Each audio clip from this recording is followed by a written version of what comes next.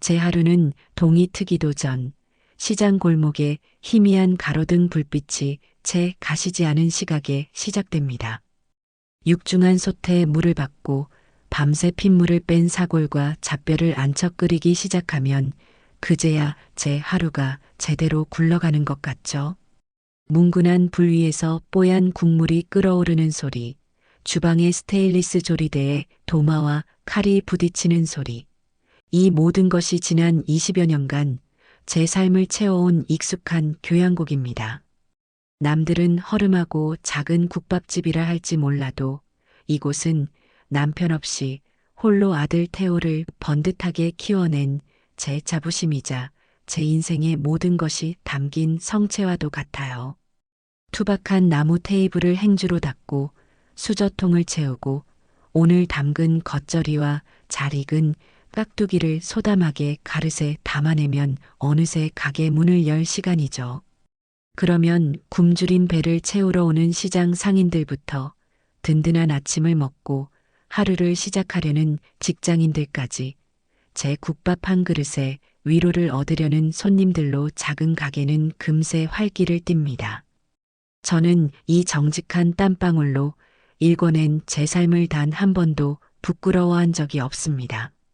그런 제 단단했던 세상에 조금씩 금이 가기 시작한 것은 아들 태호가 환하게 웃으며 며느리 지영이의 손을 잡고 나타났던 그날부터였을 겁니다.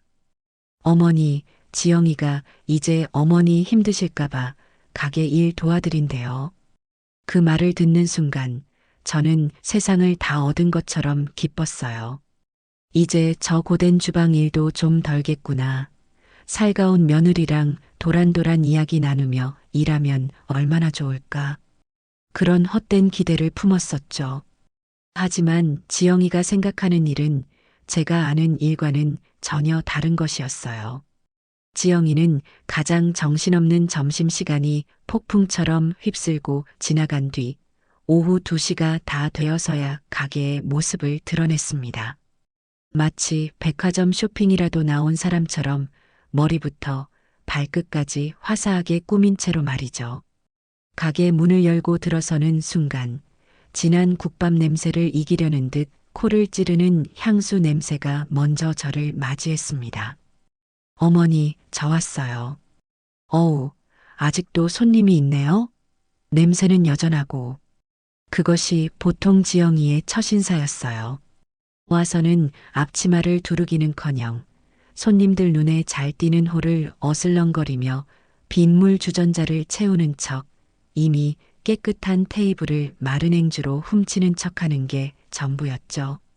그러고는 이내 구석자리에 자리를 잡고 앉아 최신형 휴대폰만 뚫어져라 들여다보았습니다.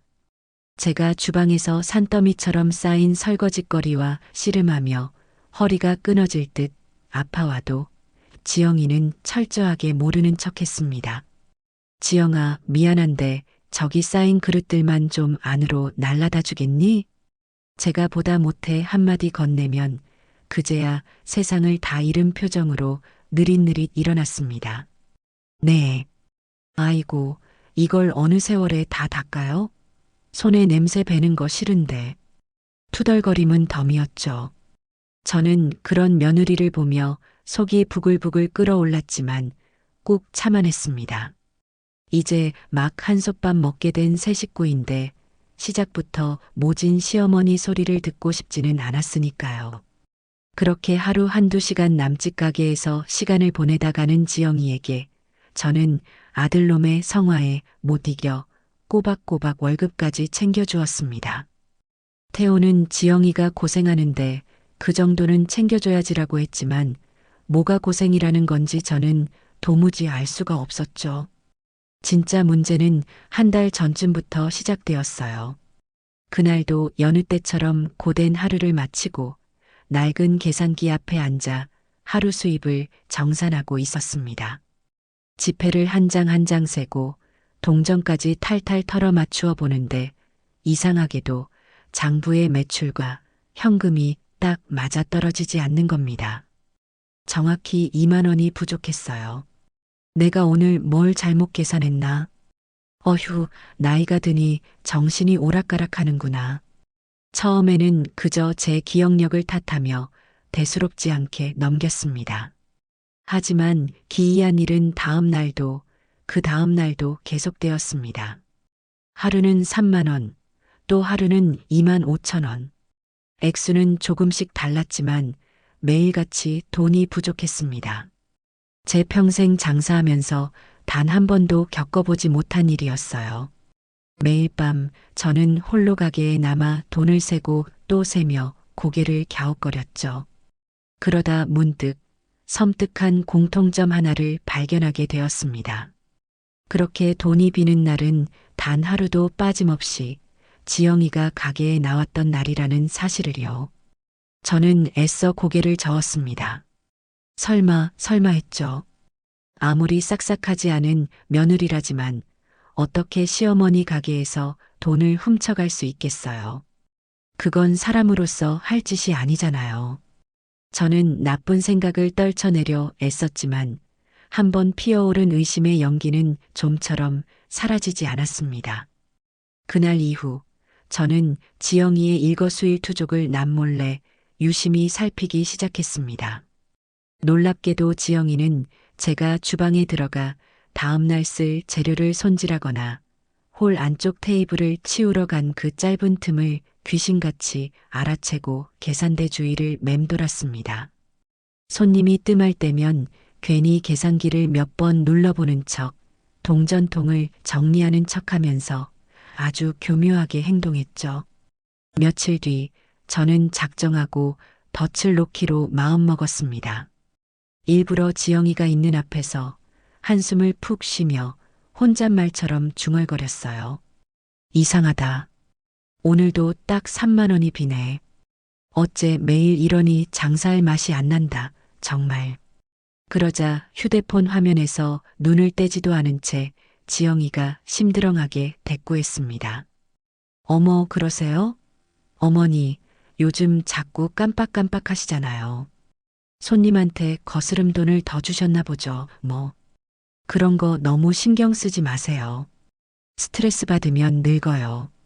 그 아무렇지 않은 오히려 저를 타박하는 듯한 말투와 태연한 얼굴을 보는 순간 제 마음속에서 무언가 무너져 내렸습니다.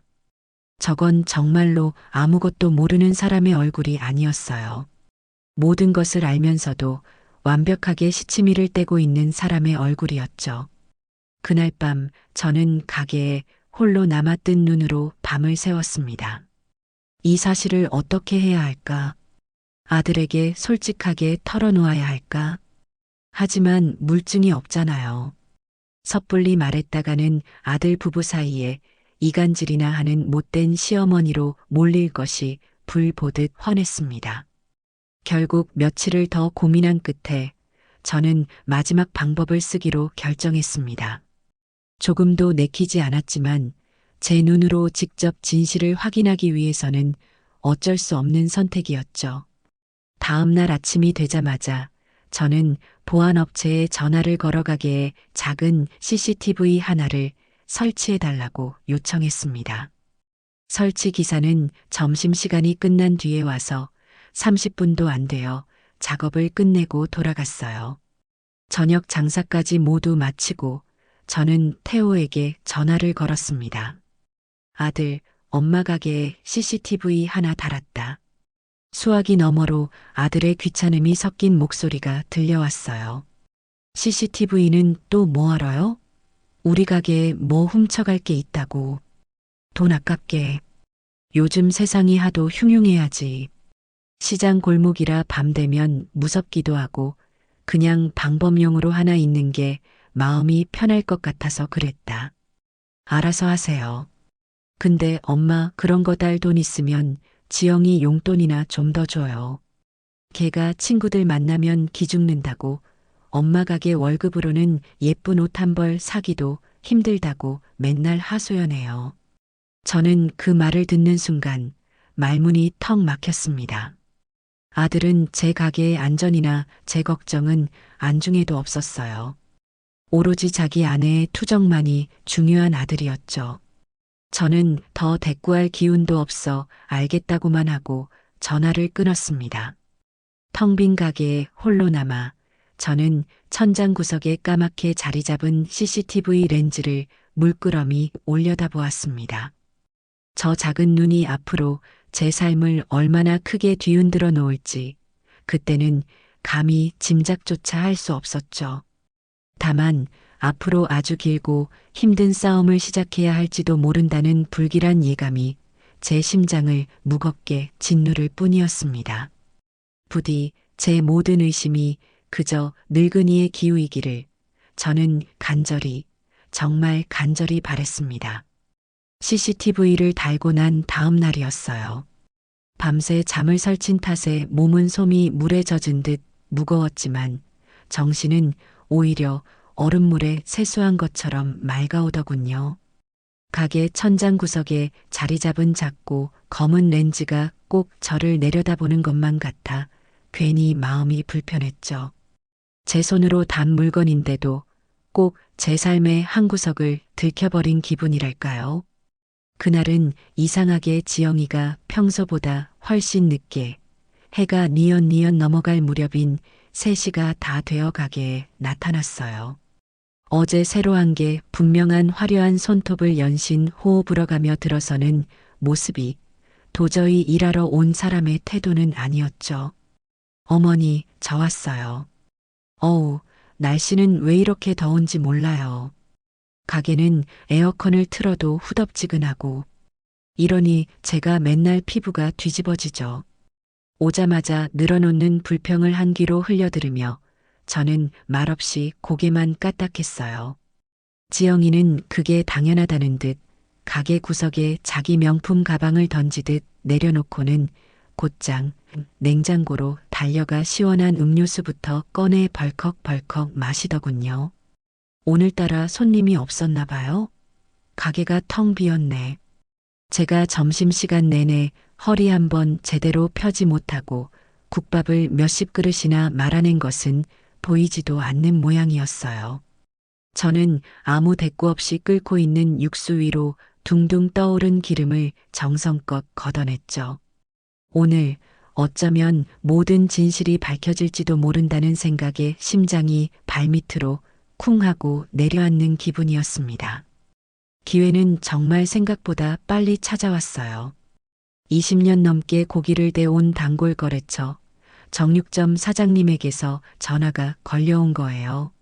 새로 들어온 소자뼈 상태가 기가 막히게 좋은데 지금 바로 와서 눈으로 보고 가져가지 않으면 다른 식당에 다 넘겨야 한다는 다급한 목소리였죠. 평소 같았으면 저녁 장사 마치고 들르겠다고 했겠지만 그 순간 제 머릿속에서는 전혀 다른 계획이 번개처럼 스쳐 지나갔습니다. 지영아, 나 정육점에 잠깐만 좀 다녀와야겠다. 한 30분이면 충분할 거야. 그동안 가게 좀 잘 보고 있어 주렴. 혹시 손님 오시면 국밥은 아직 준비 안 됐다고 하고 시원한 물이라도 좀 챙겨드리고. 네, 지금 어딜 가신다고요? 저 혼자 이 넓은 가게에 있으라고요? 저 이런 거 한 번도 해본 적 없어서 무서운데. 지영이는 대놓고 싫은 티를 팍팍 냈지만 저는 못 들은 척하며 주방에 걸어두었던 앞치마를 풀었어요. 금방 올 거니까 걱정 말고 있어. 그리고 혹시 모르니 계산대에 돈 넉넉히 뒀으니까 외상값 받으러 오는 사람 있으면 거기서 계산해주고. 제가 일부러 계산대와 돈 이야기를 강조해서 꺼내자 지영이의 눈이 순간 반짝이는 것을 똑똑히 봤어요.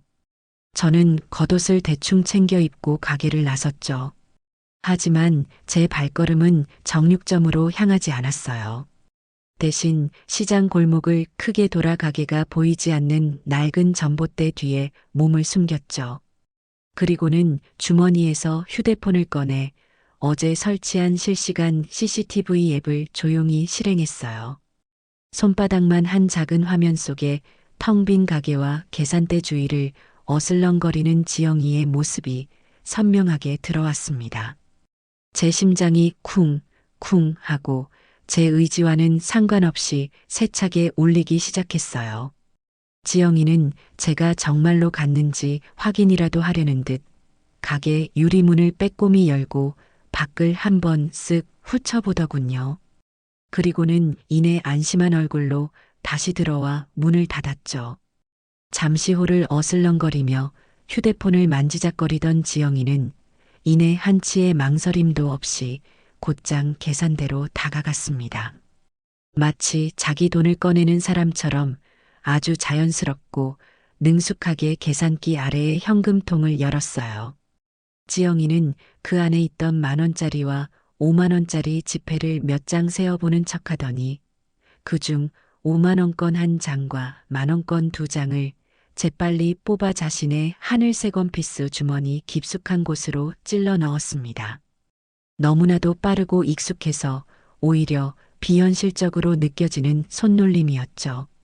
제 휴대폰 화면 속에서 벌어지고 있는 그 모든 장면이 꼭 현실이 아닌 텔레비전 드라마의 한 장면처럼 느껴졌어요. 가슴 한쪽이 얼음 송곳으로 쑤시듯 서늘하게 아려왔지만 이상하게 눈물은 한 방울도 나지 않았죠. 저는 앱을 닫고 휴대폰을 주머니에 넣었습니다.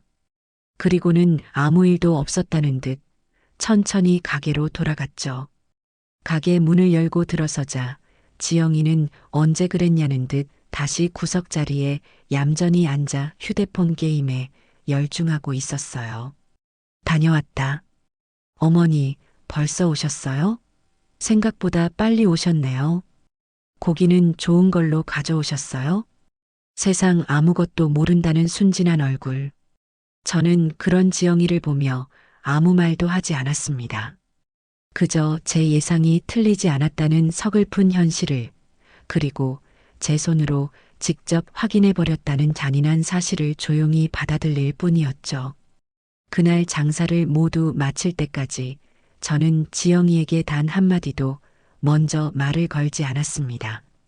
밤이 깊어지고 저는 홀로 가게에 남아 굳게 셔터를 내렸습니다. 그리고는 의자를 가져와 계산대 앞에 앉았죠.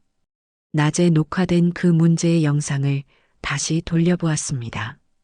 작은 휴대폰 화면으로 볼 때와는 달리 가게 컴퓨터의 커다란 모니터로 보니 지영이의 행동 하나하나가 더욱 적나라하게 보였어요. 돈을 훔치기 직전 혹시나 누가 볼까 싶어 주방 쪽과 가게 문 쪽을 번갈아 훔쳐보던 그 불안한 눈빛, 가리고 돈을 주머니에 넣고 나서 아무렇지 않은 척 오히려 당당한 표정으로 돌아서던 그 얼굴까지. 저는 그 영상을 조용히 제 개인 이메일과 휴대폰으로 옮겨 저장했습니다. 이제 누구도 부인할 수 없는, 돌이킬 수 없는 증거가 제 손안에 들어왔습니다. 다음 날 저는 작정하고 평소보다 훨씬 늦게 가게 문을 열었습니다. 일부러 지영이가 나타날 시간에 맞추어서였죠. 아니나 다를까 오후 2시가 조금 넘어 지영이가 커다랗게 하품을 하며 가게에 들어섰습니다. 어머니, 오늘은 왜 이렇게 가게 문을 늦게 여셨어요? 저 괜히 일찍 준비하고 나왔잖아요. 저는 대꾸하는 대신 지영이를 가게 안쪽 가장 구석진 테이블로 불렀습니다. 지영아, 이리 와서 잠깐만 앉아보렴. 너한테 꼭 보여줄 게 있어서 그런다. 제 목소리가 평소와는 다르게 낮고 차갑다는 것을 느꼈는지 지영이는 의아한 표정을 지으며 제 맞은편 의자에 털썩 앉았습니다. 저는 더 이상 아무 말 없이 어제 녹화해둔 그 영상을 지영이의 눈앞에서 소리 없이 재생시켰어요. 화면 속에서 자기 자신이, 그것도 아주 능숙하게 돈을 훔치는 장면을 본 지영이의 얼굴은 순식간에 새하얗게 질려버렸죠.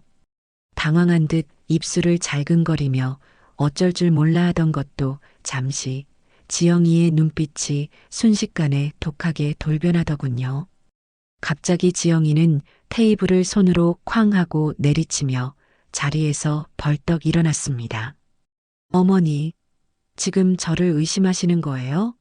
이런 걸 몰래 설치해서 저를 다 감시하고 계셨어요? 이거 엄연한 사생활 침해인 거 모르세요? 적반하장도 이런 적반하장이 없었죠. 저는 자리에서 일어나지 않은 채 차분한 목소리로 말했어요. 감시가 아니라 확인이란다. 이게 대체 어떻게 된 일인지 네 입으로 직접 설명을 좀 들어봐야겠다. 그러자 지영이는 기다렸다는 듯이 눈에 수도꼭지라도 단 것처럼 눈물을 뚝뚝 흘리기 시작했습니다. 세상에서 가장 억울한 사람이 된 것처럼 서럽게 목 놓아 울기 시작하는 모습이 꼭 전문 배우 같았죠. 어머니, 정말 너무하세요. 제가 잠깐 급한 일이 생겨서 돈이 필요해서 빌린 거예요. 나중에 조용히 다시 채워 넣으려고 했다고요. 그런데 고작 이 돈 몇 푼 없어진 것 때문에 저를 이렇게 범죄자 취급하고 도둑으로 몰아가세요? 제가 시집 온 이후로 어머니한테 그렇게 미운 털이 박히셨어요? 빌렸다는 그 뻔뻔하기 짝이 없는 거짓말에 저는 기가 막혀 헛웃음이 절로 나왔어요. 지영아, 지난 한 달 동안 거의 매일같이 가게 돈이 비었다. 그럼 그것도 전부 네가 급한 일이 있어서 빌려간 것이니? 제 날카로운 추궁에 더 이상 할 말이 막혔는지 지영이는 더 크게 울부짖기 시작했습니다. 됐어요. 어머니랑은 더 이상 말이 안 통하네요. 저 이렇게 의심받으면서는 이 집 며느리 노릇 더러워서 못 해먹겠어요. 지영이는 그대로 자기 가방을 낚아채듯 챙겨 들고는 가게를 뛰쳐나갔습니다. 저는 그런 며느리의 뒷모습을 붙잡지 않았죠. 잠시 후 제 휴대폰이 마치 발작이라도 하듯 미친 듯이 울리기 시작했습니다. 화면에는 내 아들이라는 이제는 너무나도 낯설게 느껴지는 이름이 떠 있었죠. 저는 길게 심호흡을 한번 하고 조용히 통화 버튼을 눌렀습니다. 수화기 너머로 이성을 완전히 잃어버린 아들의 고함이 제 귀를 후벼 팠습니다. 엄마, 지영이한테 대체 무슨 짓을 한 거예요? 지금 애가 억울해서 죽겠다고 울고불고 난리가 났어요. 엄마가 당장 지영이한테 사과하세요. 저는 그저 기계처럼 조용히 대답했어요. 태호야, 일단 흥분부터 가라앉히고 가게로 좀 오렴. 와서 직접 네 눈으로 모든 걸 확인하고 나서 다시 이야기하자. 하지만 아들은 제 말을 들을 생각조차 없어 보였습니다. 확인은 뭘 확인해요? 엄마가 또 우리 착한 지영이 구박하고 못살게 군 게 불보듯 뻔한데 엄마는 대체 왜 그렇게 지영이를 못 잡아먹어서 안달이 나신 거냐고요? 제가 당장 그리로 갈 테니까 엄마는 우리 지영이한테 무릎 꿇고 사과할 준비나 단단히 하고 계세요. 전화는 그렇게 일방적으로 끊겼습니다. 저는 쿵쾅거리는 가슴을 애써 진정시키며 잠시 후 들이닥칠 아들을 기다렸죠. 이제 정말 이 지긋지긋한 연극을 끝내야 할 시간이 바로 눈앞까지 다가오고 있었습니다. 태호가 가게에 도착하기까지는 30분도 채 걸리지 않았어요. 가게 문이 부서져라 열리고 성난 황소처럼 씩씩거리며 들어서는 아들의 얼굴은 분노로 시뻘겋게 달아올라 있었죠. 저는 태호가 장가가기 전까지 단 한 번도 저에게 저런 험악한 표정을 보인 적이 없는 아들이라고 기억해요. 하지만 지금 제 앞에 서 있는 저 남자는 더 이상 제 아들이 아니라 오로지 문지영의 남편일 뿐이었죠. 엄마, 여기가 어디라고 지영이를 울려서 내보내요. 애가 너무 놀라서 길에서 쓰러지기라도 하면 어쩔 뻔했어요. 아들은 가게에 들어오자마자 제게 삿대질부터 하며 언성을 높였습니다. 저는 자초지종을 설명할 아주 작은 기회조차 얻지 못했죠. 태호야, 일단 좀 앉아서 차분하게 이야기 좀. 앉기는 어딜 앉아요. 지금 우리 지영이가 억울하고 분해서 밥도 못 넘기고 있는데 엄마는 지금 저녁 장사할 생각에 신나셨어요? 기가 막히고 코가 막혔어요. 저는 차분하게 끊어지려는 이성의 끈을 간신히 붙잡고 아까 지영이에게 보여줬던 그 영상을 다시 재생시켜 태호에게 내밀었습니다. 아들, 다른 말 다 필요 없고 일단 이것부터 좀 보렴. 이걸 보고 나서 다시 이야기하자. 하지만 태호는 제 휴대폰 화면을 쳐다보려고도 하지 않았습니다. 오히려 벌레라도 보는 듯한 표정으로 제 손을 아주 거칠게 탁 쳐냈죠. 제 손에서 미끄러진 휴대폰이 타일 바닥으로 떨어지며 텅하는 둔탁한 소리를 냈습니다. 이딴 거 볼 필요 없어요. 안 봐도 뻔하잖아요. 엄마가 우리 지영이 못살게 구는 장면이라도 교묘하게 편집해서 만들어 놓으셨어요? 엄마, 저한테 정말 실망이에요. 어떻게 한 가족이 된 사람을 그렇게 못 믿으세요? 못 믿는 게 아니라 이게 사실이니까. 사실은 무슨 놈의 사실. 엄마가 평소에 지영이한테 얼마나 모질게 대하고 사사건건 닥달했으면 애가 오죽했겠냐고요. 가게에서 돈 몇 푼 사라졌으면 엄마가 그냥 모르는 척 채워 넣으면 그만이지. 그걸 굳이 애를 잡아서 돈내 망신을 줘야 했어요? 아들의 입에서 쏟아져 나오는 말들은 날카로운 유리 조각이 되어 제 심장에 하나하나 박히는 것 같았어요. 아, 내 아들놈은 이미 정상이 아니구나. 저 여자의 거짓 눈물에 눈이 멀고 귀가 멀어 눈앞의 진실을 볼 생각조차 없는 거구나. 저는 바닥에 나뒹구는 휴대폰을 주워들 생각도 하지 못한 채 그저 제 아들의 얼굴을 멍하니 바라보았습니다. 제 침묵을 긍정의 의미로 받아들인 건지 태호는 더욱 기세등등하게 저를 몰아세웠어요. 왜 아무 말이 없으세요? 이제 와서 좀 미안한 마음이 드세요? 우리 지영이 겉으로는 강한 척해도 속은 엄청 여려서 상처 한번 받으면 정말 오래가는 애란 말이에요. 엄마 때문에 우리 애한테 무슨 문제라도 생기면 제가 엄마 절대로 용서 못할 줄 아세요. 우리 애라니요. 마치 제가 자기 아내를 잡아먹으려는 호랑이 시어머니라도 되는 것처럼 말하는 아들의 모습에 마지막까지 남아있던 아주 작은 정마저 산산조각 나는 기분이었습니다. 저는 마지막으로, 정말 마지막으로 아주 작은 기대를 걸고 아들에게 물었어요. 태호야, 그래서 너는 지금 네 엄마 말은 단 한마디도 들어보지 않고 무조건 네 아내의 눈물 섞인 말만 믿겠다는 거니? 그 질문에 태호는 1초의 망설임도 없이 오히려 당연하다는 듯이 대답했습니다. 당연하죠. 제가 죽도록 사랑해서 결혼한 제 아내잖아요. 엄마는 평생을 같이 살아온 가족이고 지영이는 제가 이제부터 평생을 책임지고 지켜줘야 할 여자라고요. 그 말을 듣는 순간 저는 모든 것을 포기했어요. 더 이상의 대화는 아무런 의미가 없었죠. 태호는 이내 제게 최후 통첩이라도 하듯 말했습니다. 제 아내를 울리는 사람은 그게 엄마라고 해도 저는 용서 못해요.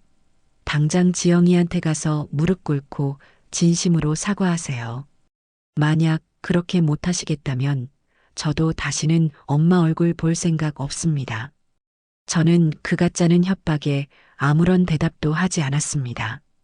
그저 제 배 아파 낳은 저 어리석고 가여운 아들을 조용히 바라볼 뿐이었죠. 제 침묵에 더욱 화가 머리끝까지 치민 것일까요?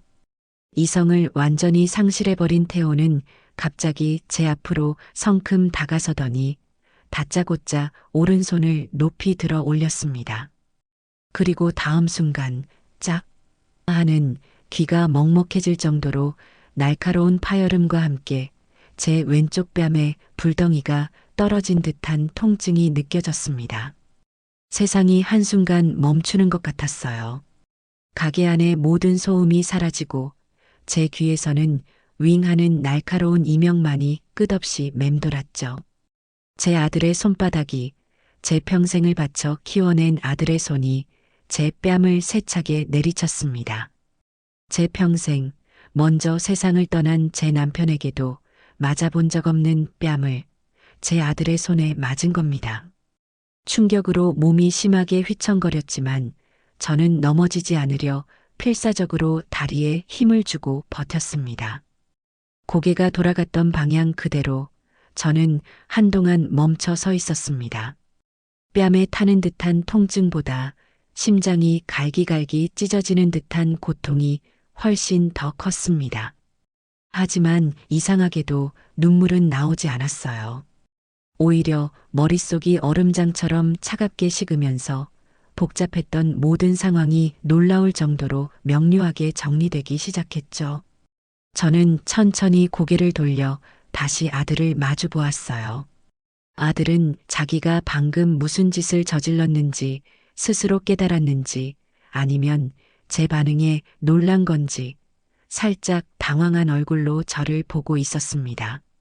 하지만 그 얼굴 어디에서도 미안함이나 후회 같은 감정은 단 한 조각도 찾아볼 수 없었죠. 저는 아무런 감정이 실리지 않은 제 자신도 놀랄 만큼 차분하고 냉정한 목소리로 입을 열었습니다. 그래, 이게 네 진심이구나. 아주 잘 알겠다. 그 말을 끝으로 저는 더 이상 아들을 쳐다보지 않았습니다. 대신 허리를 숙여 바닥에 떨어져 있던 제 휴대폰을 조용히 주워들었죠. 다행히 액정은 깨지지 않았더군요. 저는 휴대폰에 묻은 먼지를 손으로 툭툭 털어냈습니다. 그리고는 가게 출입문을 턱으로 가리키며 말했어요. 이제 볼일 다 끝났으면 그만 돌아가라. 그리고 내 가게에 다시는 발 들여놓을 생각 마라. 너랑 나 오늘부로 완전히 끝이다. 제 단호하고 싸늘한 태도에 태호는 잠시 할 말을 잃은 듯 보였습니다. 엄마, 지금 그게 무슨 말이에요? 못 들었니? 너는 이제 더 이상 내 아들이 아니고 나도 더 이상 네 엄마가 아니다. 그러니까 당장 내 눈앞에서 사라지라고. 저는 태호를 그대로 지나쳐 주방으로 들어갔습니다. 그리고는 앞치마를 고쳐 두르고 마치 방금 전 아무 일도 없었다는 듯이 저녁 장사를 위한 재료 손질을 시작했죠. 등 뒤에서 태호가 무어라 더 소리치는 것 같았지만 저는 듣지 않았습니다. 제 세상에서 박태호라는 존재는 바로 방금 전 제 뺨을 내리친 그 순간 완벽하고 영원하게 지워졌으니까요. 아들놈이 가게를 뛰쳐나가고 난 뒤에도 저는 한참 동안이나 말없이 깍두기만 썰었어요. 단단한 무가 칼날 아래서 서걱, 서걱하고 잘려나가는 소리만이 가게 안에 무거운 정적을 깨고 울렸죠.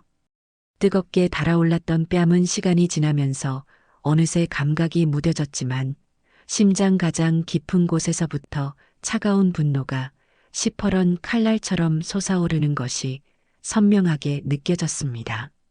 주저앉아 울거나 절망에 빠져 있을 시간조차 아까웠어요. 제 머릿속은 앞으로 해야 할 일들의 순서를 정리하며 그 어느 때보다 빠르고 냉정하게 회전하기 시작했죠. 그날 저녁 장사를 어떻게 마쳤는지 잘 기억나지 않아요. 저는 마치 잘 짜인 기계처럼 손님을 받고 국밥을 내어주고 돈을 받았죠. 단골 손님들은 제 표정이 왜 그리 어둡고 굳어 있냐고 걱정하며 물었지만 저는 그저 몸이 좋지 않다는 말로 얼버무렸습니다. 마지막 손님까지 모두 돌아가고 가게 셔터를 드르륵 소리를 내며 내린 순간 저는 굳게 닫힌 문에 등을 기댄 채 그대로 바닥에 주저앉았습니다. 하지만 그건 슬픔이나 절망 때문이 아니었어요. 앞으로 벌어질 거대한 폭풍을 오롯이 혼자 감당하기 위해 잠시 숨을 고를 시간이 필요했을 뿐입니다. 저는 자리에서 일어나 지난 20년간 단 한 번도 제대로 사용한 적 없던 가게 안쪽의 작은 창고 방으로 들어갔습니다. 그리고는 낡은 자개장 가장 깊숙한 곳, 헌 옷가지들 밑에 숨겨두었던 또 다른 휴대폰을 꺼내 들었죠. 이 휴대폰에 저장된 이름은 단 3개뿐이었어요. 그중 가장 첫 번째 이름, 최 변호사의 번호를 한치의 망설임도 없이 눌렀습니다. 신호음이 2번 울리기도 전에 언제나처럼 신뢰감 넘치는 중후한 남자의 목소리가 들려왔어요. 회장님, 오랜만입니다. 혹시 무슨 일 있으십니까? 최 변호사는 제 개인 자산관리인이자 저의 모든 법률적인 문제를 처리해주는 대리인이었죠. 제가 시장 골목의 평범한 국밥집 할머니가 아닌 수십 개의 직영점과 여러 개의 브랜드를 거느린 대형 요식업 프랜차이즈 한풍경 푸드의 숨은 창업주이자 회장이라는 사실을 아는 몇 안 되는 사람이기도 했고요. 최 변호사, 나예요. 그동안 계속 미뤄왔던 일, 오늘부로 전부 시작해야겠어요. 제 목소리는 저 스스로도 놀랄 만큼 침착하고 단단했어요. 알겠습니다, 회장님. 혹시 태호 군과 관련된 일 때문에 그러십니까? 최 변호사는 이미 모든 것을 꿰뚫고 있다는 듯 조심스럽게 물었죠. 그래요. 더 이상은 안 되겠어요. 내일 아침 일찍 관련된 서류 전부 들고 사무실로 찾아가지. 그때 자세한 이야기는 다시 합시다. 네, 회장님. 언제든 오십시오. 기다리고 있겠습니다. 짧은 통화를 마치고 저는 다시 가게 홀로 나왔어요. 그리고는 태호에게서 걸려올 전화를 조용히 기다렸죠. 아니나 다를까 다음날 오전이 되자 태호에게서 전화가 걸려왔습니다. 제가 먼저 연락해서 빌 줄 알았는데 아무런 소식이 없으니 제 풀에 궁금해지고 초조해진 모양이었죠. 엄마, 어제는 제가 좀 너무 흥분해서 실수했어요. 그러니까 엄마도 이제 그만 화 풀고 지영이한테 가서 정식으로 사과하고 좋게 끝내세요. 자꾸 이렇게 일 크게 만들지 말고요. 수화기 너머로 들려오는 아들의 목소리에는 자신의 잘못에 대한 반성이나 죄책감은 단 한 톨도 담겨 있지 않았습니다. 오히려 이 모든 사태의 책임을 제게 떠넘기며 저를 가르치려 드는 그 오만한 태도에 실소가 터져 나왔죠.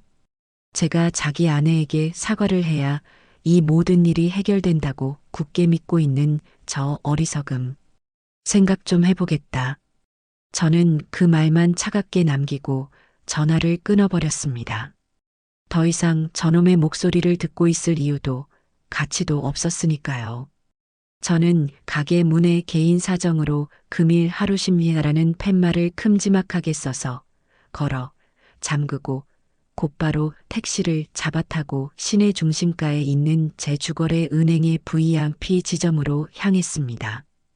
그리고는 제 개인 금고를 열었죠. 번쩍이는 금괴나 현금 다발 대신 그 안에는 지난 수십 년간 제가 피와 땀을 흘려 이룩한 모든 것의 증거들이 차곡차곡 잠들어 있었습니다. 가장 먼저 꺼내든 것은 태호 부부가 지금 살고 있는 강남의 최고급 주상복합 아파트 등기부등본이었어요. 태호는 제가 그 집을 큰맘 먹고 사줬다고 알고 있지만 사실 그 아파트의 진짜 소유주는 제 개인 명의가 아닌 제 회사 한풍경푸드의 법인 명의로 되어 있었죠. 태호는 그저 회사에서 복지 차원으로 제공하는 사택에 월세 한 푼 내지 않고 편하게 살고 있었을 뿐입니다. 다음으로 꺼내든 서류는 태호가 매일같이 자기 몸보다 더 아끼며 자랑하고 다니는 독일제 고급 외제차의 리스 계약서였습니다. 역시나 계약 당사자는 한풍경푸드 법인이었고 매달 나가는 수백만 원의 리스료와 비싼 보험료는 모두 제 회사 법인 카드에서 자동으로 결제되고 있었죠. 태호는 그 차가 온전히 자기 소유인 줄 알고 있지만 그는 그저 회사 차량을 잠시 개인 용무로 몰고 다니는 운전기사에 불과했던 거예요. 마지막으로 지영이가 백화점 VIP 라운지를 제 집 드나들 듯하며 물 쓰듯 긁어대던 가족 카드 발급 내역서와 지난 1년간의 사용 명세서를 꼼꼼하게 챙겼습니다. 그 카드 역시 제 법인 명의로 발급된 것이었고 모든 법적 책임은 대표이사인 제게 있었죠. 저는 그 자리에서 곧바로 은행의 프라이빗 뱅킹 담당 지점장에게 전화를 걸었습니다. 지점장님, 저예요. 지금 즉시 제 법인카드에 연결되어 있는 가족카드 전부 사용 정지시켜 주세요. 일시 정지 말고 영구 정지로요. 서류 가방을 묵직하게 채운 저는 곧장 최 변호사의 사무실로 향했습니다. 거대한 통유리창 너머로 도시의 화려한 전경이 한눈에 내려다 보이는 펜트하우스 사무실에서 최 변호사는 이미 모든 준비를 마친 채 저를 기다리고 있었죠. 회장님 오셨습니까? 저는 가방에서 서류 뭉치들을 꺼내 그의 넓은 원목 테이블 위에 펼쳐 놓았어요. 그리고 어제 있었던 모든 일을 제 뺨에 희미하게 남은 손자국까지 포함하여 아주 담담하고 객관적으로 설명했죠. 제 이야기를 듣는 내내 굳은 표정을 유지하던 최 변호사는 모든 설명이 끝나자 깊은 한숨을 내쉬며 말했습니다. 결국 회장님께서 가장 우려하시던 일이 현실이 되었군요. 그래서 앞으로 어떻게 진행하기를 원하십니까? 저는 창밖의 높은 빌딩 숲을 바라보며 대답했어요. 가장 먼저 저 아파트에서 두 사람을 당장 끌어내야겠어요. 법적으로 우리가 취할 수 있는 가장 빠르고 확실한 방법으로 진행해 주세요. 오늘 당장 내용 증명부터 보내시죠. 알겠습니다. 퇴거에 불응할 시에는 곧바로 명도 소송으로 전환하여 처리하겠습니다. 그리고 저 차, 리스 계약 당장 해지하고 내일이라도 바로 회수 조치하세요. 계약 파기에 따른 위약금은 우리가 전부 물면 되니까요. 네. 지금 바로 리스사에 연락해서 그렇게 처리하겠습니다. 마지막으로 박태호 과장이 다니는 회사. 거기가 3년 전에 우리가 인수한 IT 자회사 중 하나 맞죠? 최 변호사는 제 말에 조용히 고개를 끄덕였어요. 네, 맞습니다, 회장님. 저는 차가운 목소리로 마지막 지시를 내렸습니다. 그 회사 윤리감사팀에 정식으로 제보하세요. 박태호 과장의 가족 간 금전 문제 및 부적절한 처신으로 인한 기업 이미지 실추 우려에 대한 내용으로요. 발신인은 최 변호사 당신의 법무법인 명의로 하고요. 증거 자료는 내각의 CCTV 영상 파일이면 충분하겠지. 최 변호사는 제 말에 잠시 놀란 듯 했지만 이내 모든 것을 결심한 제 눈빛을 보고는 더 이상 아무것도 묻지 않고 말없이 고개를 끄덕였습니다. 이제 모든 주사위는 던져졌어요. 제 손으로 제 아들을 심판해야 하는 이 기가 막히고 서글픈 상황. 하지만 저는 조금도 후회하지 않아요. 이건 단순한 복수가 아니에요. 썩어 문드러진 부분을 도려내고 잘못된 것을 바로잡는 과정일 뿐입니다.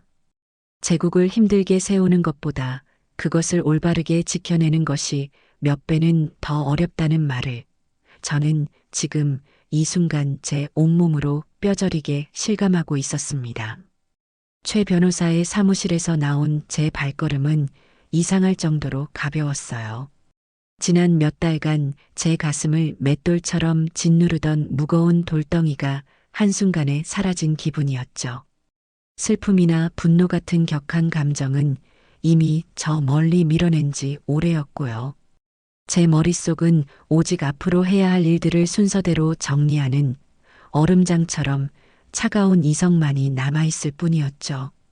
그날 저는 20년 만에 처음으로 가게 문을 열지 않았어요. 대신 곧장 집으로 돌아와 아주 오랜만에 정말로 깊고 편안한 잠을 잤어요.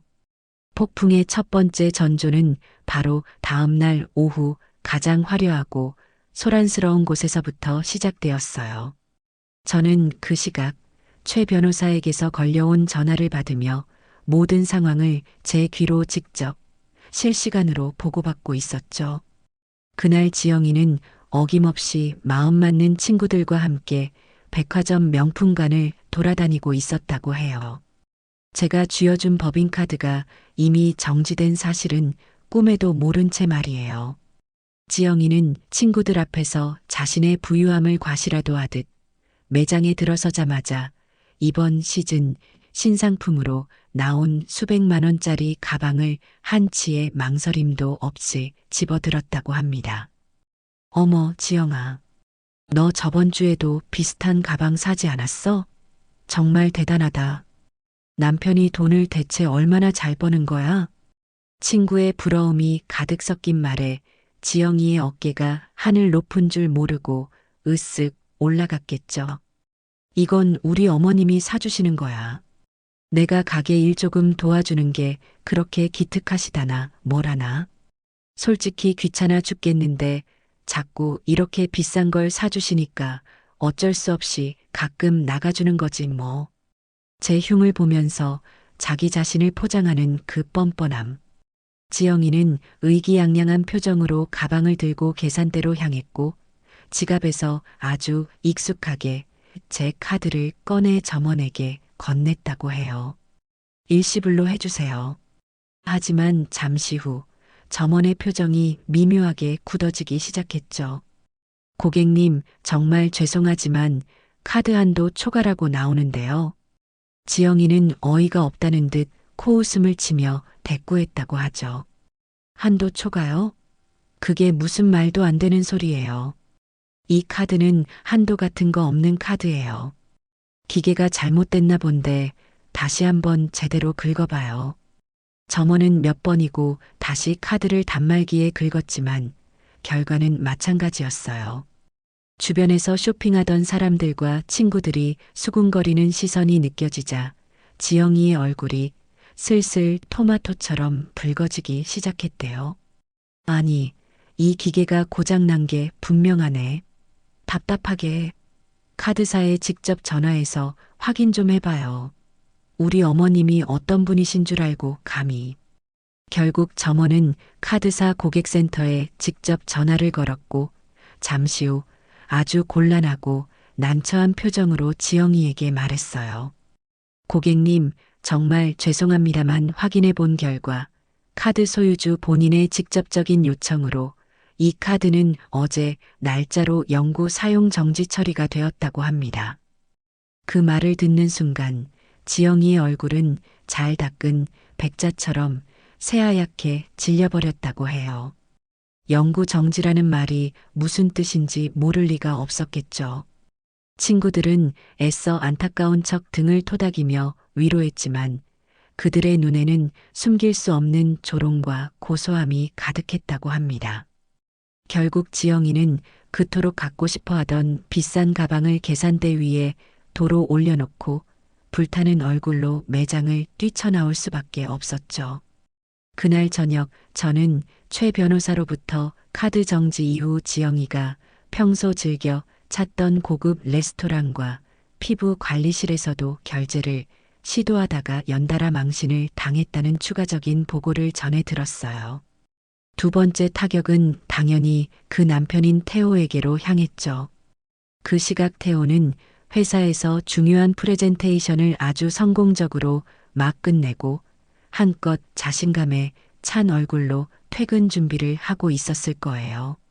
늘 그랬던 것처럼 지하 주차장에 고이 모셔둔 자신의 번쩍이는 독일제 세단을 향해 기분 좋게 걸어갔죠. 그런데 차 문을 열려던 바로 그 순간 낯선 번호로 전화 한 통이 걸려왔습니다. 네, 박태호입니다만. 안녕하십니까, 고객님. 저희는 차량 금융을 담당하는 회사입니다. 고객님께서 현재 운용 중이신 차량의 리스 대금이 2달째 미납 상태라 확인차 연락드렸습니다. 태호는 어이가 없다는 듯 헛웃음을 흘리며 대답했다고 해요. 미납이요? 그게 무슨 말씀이십니까? 제 리스료는 매달 지정된 날짜에 자동으로 이체되고 있는데요. 그쪽 전산에 무슨 오류가 있나 본데 다시 제대로 확인하고 연락 주세요. 하지만 수화기 너머에서는 감정이 섞이지 않은 단호한 목소리가 흘러나왔죠. 고객님, 저희 쪽 전산에는 아무런 문제가 없습니다. 리스 계약의 주체인 귀사의 모기업 측에서 지난달부터 리스료 지급을 공식적으로 중단한 것으로 확인됩니다. 계약서에 명시된 대로 이번 주 금요일까지 미납된 금액이 해결되지 않을 시 저희는 즉시 차량 회수 절차에 들어갈 예정입니다. 모기업이라는 단어를 듣는 순간 태호의 머릿속이 복잡하게 꼬여 들어가기 시작했겠죠. 그 차는 제가 사준 것이 아니라 제가 소유한 회사의 법인 명의로 리스해주고 있던 것이었으니까요. 태호는 당황해서 언성을 높이며 따져 물었지만 금융사 직원은 기계처럼 같은 말만 반복할 뿐이었어요. 결국 태호는 그날 자신의 분신처럼 아끼던 차를 주차장에 그대로 세워두고 평생 타본 적 없는 찝찝한 기분으로 만원 버스에 몸을 싣고 퇴근해야만 했죠. 그가 그토록 자랑스러워하던 에마가 사실은 자기 것이 아니었다는 사실을 어렴풋이 그리고 아주 불길하게 깨닫기 시작하면서요. 그날 밤 태호 부부의 집은 그야말로 얼음장 같은 전쟁터였을 겁니다. 지영이는 백화점에서 당한 망신에 대한 분풀이를 온전히 태호에게 해댔을 거고 태호는 영문도 모를 리스료 미납 문제로 머리가 터질 지경이었겠죠. 서로에게 책임을 떠넘기며 삿대질을 하고 있을 바로 그 순간 그들의 불행에 마침표를 찍을 마지막 한 방이 날아들었습니다. 딩동. 아파트 인터폰이 울렸고 관리사무소라는 차분한 안내 멘트가 흘러나왔어요. 박태호님 댁 맞으십니까? 잠시 안내 말씀드립니다. 다음 달부터는 월세 및 관리비 납부 계좌가 변경될 예정이니 착오 없으시길 바랍니다. 새로운 임대인 측 법무법인에서 조만간 정식으로 관련 안내문을 우편으로 발송할 예정이라고 합니다. 월세 그리고 임대인이라는 단어를 듣는 순간 두 사람은 잠시 말을 잃고 서로의 얼굴만 쳐다보았을 겁니다. 그들은 자기들이 사는 이 최고급 주상복합 아파트가 당연히 제 명의로 된 자가인 줄로만 철석같이 믿고 있었을 테니까요. 하지만 현실은 전혀 달랐죠. 그 집은 월세였고 그 비싼 월세를 지난 몇 년간 군소리 없이 꼬박꼬박 내주고 있던 진짜 집주인은 바로 저였던 거예요. 이제 그 임대차 계약마저 곧 끝날 것이라는 냉정한 통보였어요. 지영이는 아마 그 자리에서 그대로 주저앉아 절규했을 겁니다. 태호는 망연자실한 얼굴로 넓은 거실을 의미 없이 서성였겠죠.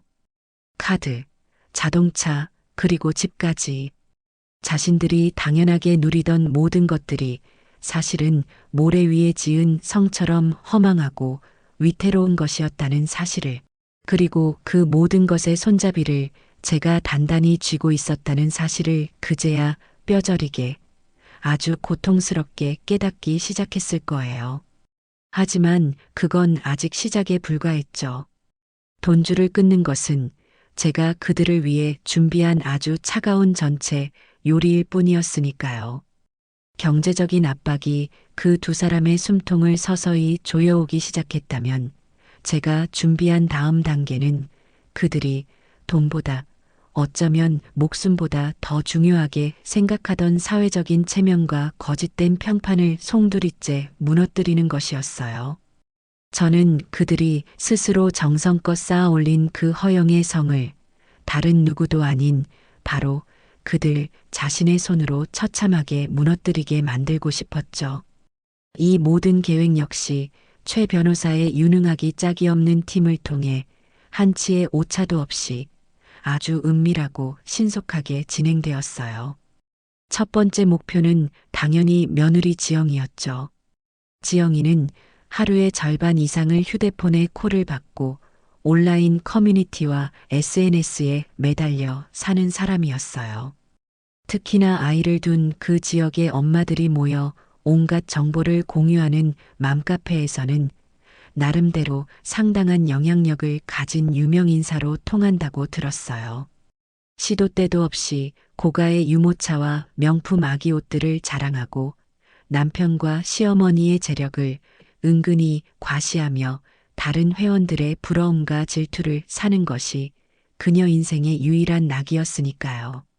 바로 그곳이 지영이를 심판할 가장 완벽하고 효과적인 무대였습니다. 어느 날 저녁 수만 명의 회원이 활동하는 그 맘카페의 자유 게시판에 익명의 글 하나가 조용히 하지만 아주 의미심장하게 올라왔습니다. 제목 정말 기가 막히고 화가 나서 말이 안 나오네요. 저희 가게에서 실제로 일어난 일입니다. 글은 자신을 시장에서 작은 가게를 힘들게 운영하는 자영업자라고 소개하는 사람의 시점에서 아주 담담하게 시작되었어요. 내용은 감정적인 호소 없이 오히려 너무나도 구체적이고 상세해서 더 소름이 돋을 정도였죠. 최근 가게 일을 돕겠다고 들어온 며느리가 야금야금 가게 돈에 손을 대기 시작했다. 너무 속상했지만 물증이 없어 소가리만 하다가 결국 작은 CCTV를 달았고 아니나 다를까 며느리가 돈을 훔치는 장면을 똑똑히 잡았다. 며느리에게 조용히 영상을 보여주며 타이르자 오히려 자신을 파렴치한 도둑으로 모함한다며 눈물로 호소했고 그 거짓 눈물을 그대로 믿은 아들이 가게로 달려와 자기 늙은 어머니에게 차마 입에 담을 수 없는 막말과 함께 손찌검까지 했다는 내용이었어요. 그리고 글의 마지막에는 결정적인 증거 사진 한 장이 첨부되어 있었죠. 바로 제 가게 CCTV 화면을 캡처한 사진이었어요. 물론 지영이의 얼굴은 누구인지 전혀 알아볼 수 없도록 두꺼운 모자이크 처리가 되어 있었죠. 하지만 저는 최 변호사에게 아주 중요한 지시를 하나 내렸었어요. 지영이가 그날 들고 있던 국내에 몇 개 들어오지도 않은 한정판 명품 가방과 그녀가 평소 SNS에 시계처럼 자랑하던 독특한 디자인의 고가 팔찌만큼은 절대로 모자이크 처리하지 말라고요. 그 글은 게시판에 올라온 지 1시간도 되지 않아 수백 개의 댓글이 달리며 폭발적인 반응을 불러일으켰습니다. 세상에 아들이 늙은 어머니를 때리다니. 정말 인간도 아니다. 며느리가 완전 싸가지네. 저런 며느리는 당장 머리끄덩이 잡아서 내쫓아야지. 처음에는 익명의 사건에 함께 분노하던 댓글들이 어느 순간부터 전혀 다른 방향으로 흐르기 시작했어요. 그런데 저 사진 속 가방이랑 팔찌 어디서 많이 본 것 같은데? 헐 대박. 설마요. 우리 아파트 사는 맘 아니에요? 지난번에 백화점 가서 저 가방이랑 똑같은 거 샀다고 게시판에 사진까지 올리면서 자랑했었는데 사진 속 여자 옷차림도 어제 어떤 맘이 자기 SNS에 올린 옷이랑 완전 똑같아요. 소름 돋아. 누군가가 던진 작은 의심의 조각이 맞춰지기 시작하자 카페는 그야말로 발칵 뒤집혔습니다.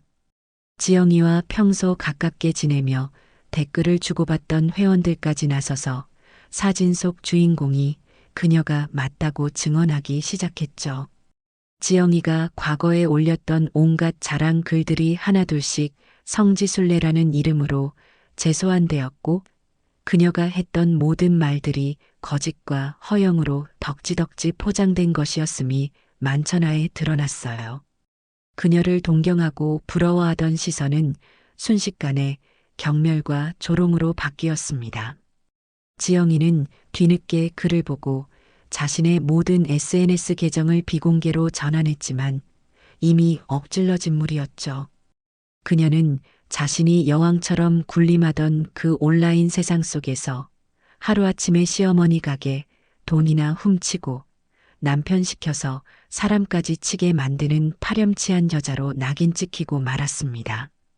다음 차례는 당연히 제 아들 태호였죠. 태호는 비록 그 인성은 바닥을 기었지만 나름대로 번듯한 IT 기업의 과장으로 일하며 회사 내에서는 일 잘하고 유능한 인재로 평가받고 있었죠. 그 회사에서의 평판과 직급이 그의 마지막 남은 자존심이라는 것을 저는 누구보다 잘 알고 있었습니다. 바로 그날 오전에 태호가 다니는 회사의 윤리감사팀 전체 이메일함으로 한 통의 아주 공식적인 메일이 발송되었어요. 발신인은 국내에서 최고로 손꼽히는 이름만 대면 누구나 아는 대형 법무법인 바로 최 변호사의 회사였죠. 제목 귀사 소속 직원 박태호 과장의 가족 간 금전 문제 및 부적절한 처신에 대한 심각한 우려 표명 및 내부 감사 요청. 메일의 내용은 아주 간결하고 명확했지만 그 무게는 결코 가볍지 않았어요. 박태호 과장이 자신의 아내가 저지른 명백한 절도 행위를 옹호하는 과정에서 자신의 직계존속인 어머니에게 차마 입에 담기 힘든 언어적 모욕과 함께 심각한 수준의 물리적인 위해를 가한 정황을 포착했다. 이는 귀사의 기업 이미지 및 윤리 강령에 심각하게 위배될 수 있는 중대한 사안으로 이에 대한 철저하고 공정한 내부 조사를 정식으로 요청한다는 내용이었죠. 그리고 메일에는 2개의 작은 파일이 첨부되어 있었습니다. 하나는 지영이가 돈을 훔치는 장면이 고스란히 담긴 CCTV 영상 클립이었고, 다른 하나는 태호가 제게 고함을 치며 제 뺨을 때리던 순간의 소리가 너무나도 생생하게 녹음된 음성 파일이었어요. 제 가게 CCTV는 영상뿐만 아니라 소리까지 아주 선명하게 녹음되는 최신형이었거든요. 그 메일 한 통이 보수적인 기업 문화로 유명한 그 회사 내부에 불러온 파장은 상상을 초월했습니다. 태호는 그날 오후 부서의 모든 동료가 보는 앞에서 윤리감사팀 직원들에게 이끌려 투명한 유리벽으로 된 회의실로 불려 들어갔어요. 굳은 얼굴의 팀장과 마주 앉아 추궁당하는 태호의 모습을 모든 동료가 숨죽여 지켜보았죠. 회의실 안에서는 그날의 음성 파일이 재생되었고, 태호가 제게 내뱉었던 온갖 막말과 살과 살이 부딪히는 날카로운 소리가 희미하게 복도를 타고 새어 나왔다고 해요. 태호는 처음에는 완강히 부인하며 억울함을 호소하다가 빼도 박도 못하는 증거가 명백해지자 결국 모든 것을 실토할 수밖에 없었죠. 그는 그 자리에서 즉시 모든 업무에서 배제되고 대기 발령 조치를 받았어요. 사실상의 해고, 통보나 다름없는 조치였죠. 평생의 자랑이자 자부심이었던 회사는 이제 그에게 얼굴을 들고 다닐 수 없는 지옥 같은 공간이 되어버렸습니다. 마지막으로 저는 지영이의 친정 부모님 댁으로 두툼한 서류 봉투 하나를 보냈어요. 그냥 일반 우편이 아닌 받은 사람이 반드시 신분증을 제시하고 서명을 해야만 하는 내용 증명 우편으로요. 그 봉투 안에는 최 변호사의 법무법인 직인이 선명하게 찍힌 아주 차가운 공식 문서가 들어 있었죠. 제목귀 댁의 자녀 문지영 씨의 상습 절도 행위에 대한 피해, 원금 및 정신적 피해 보상 청구를 위한 사전 고지서.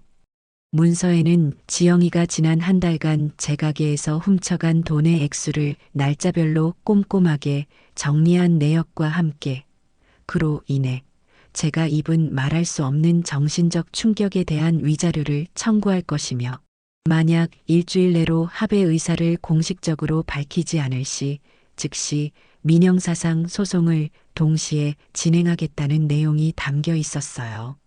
하나뿐인 딸이 좋은 곳에 시집가서 호의호식하는 줄만 철석같이 믿고 있던 지영이의 부모님은 난데없이 날아온 절도와 소송이라는 단어에 하늘이 무너지는 듯한 충격을 받았을 겁니다.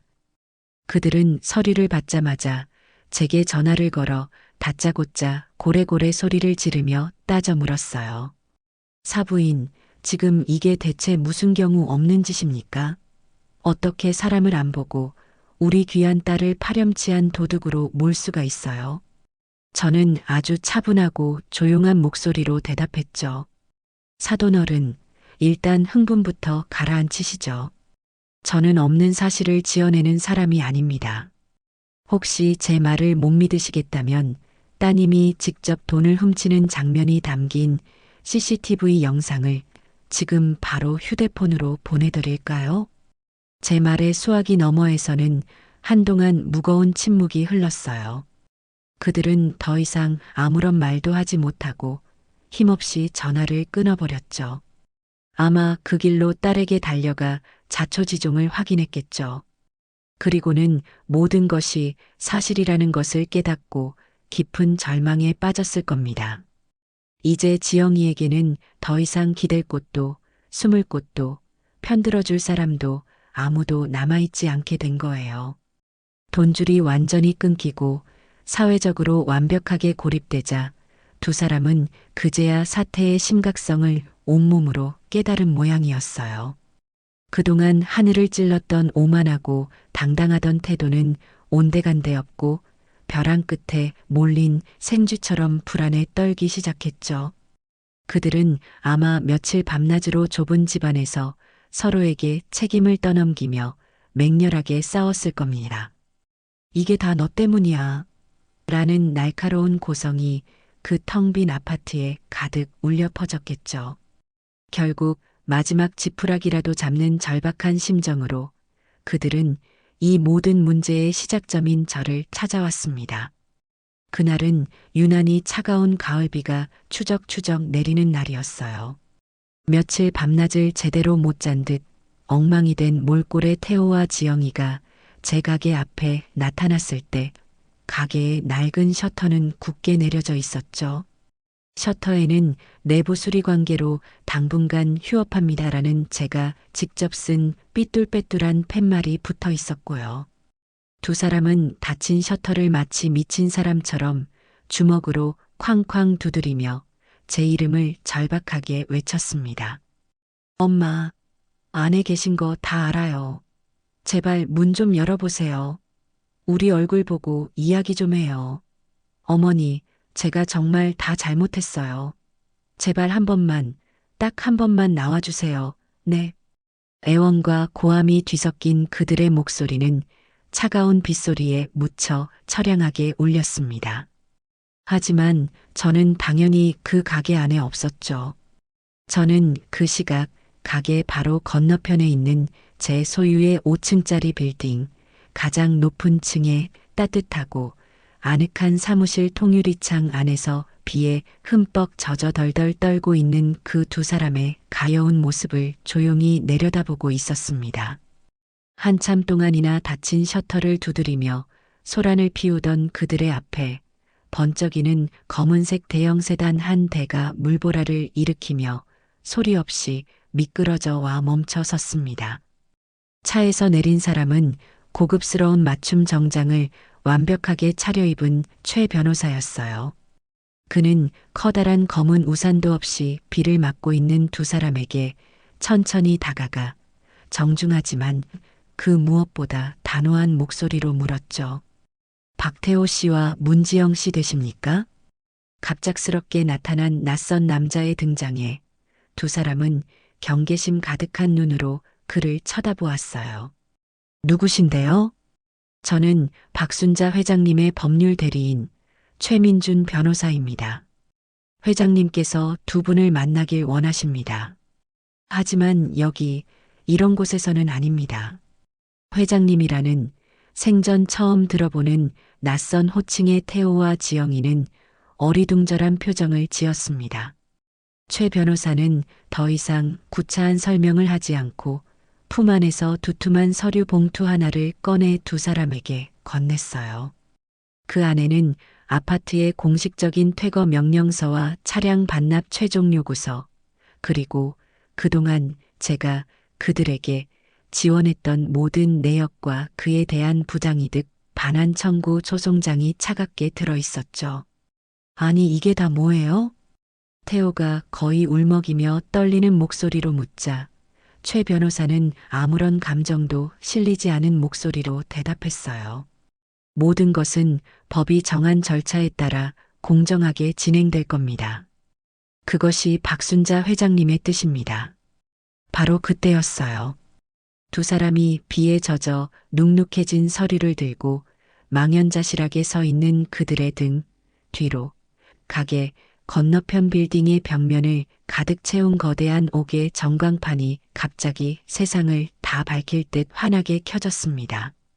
지금까지는 마치 죽은 것처럼 까맣게 꺼져 있던 전광판이었죠.